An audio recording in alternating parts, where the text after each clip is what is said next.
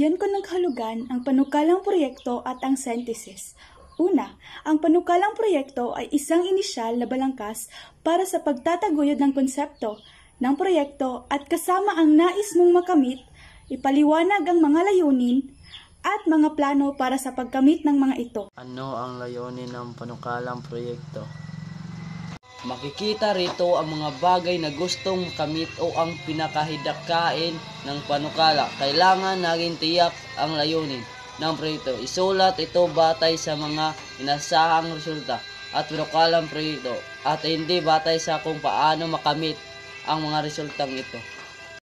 Katangian ng panukalang proyekto. Una, makatotohanan. Pangalawa, tumugon sa mabuting kapakanan at kabutihan ng lahat. Pangatlo, hindi maligoy lalahad ng detalye. Pangapat, direktang idinidetalye ang mga kinakailangang bagay sa proyekto at direkta ring pinaliwanag sa proseso at pagsasagawa ng proyekto.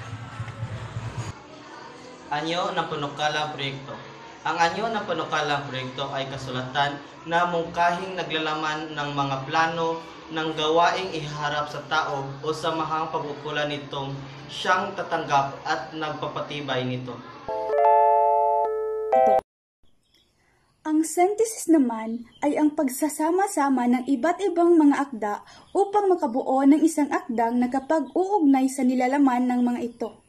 Ano ang layunin at gamit ng synthesis? Ang kalimitan ginagamit sa mga tekstong naratibo para mabigyan ng buod, tulad ng maikling kwento. Halimbawa, ang Cupid at Psyche, ito ay isang mitolohiya na galing sa bansang Roma.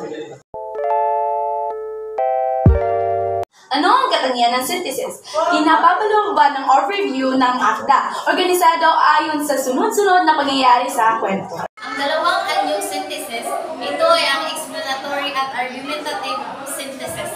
Ang una ay explanatory. Ang layunin ng explanatory synthesis ay ipinaliwanag ito ang tiyak na paksa ng isang akda o teksto.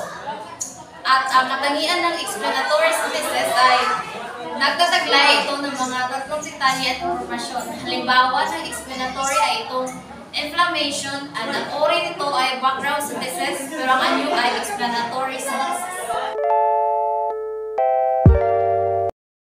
Ang pangalawang anyo ng synthesis ay ang argumentative synthesis.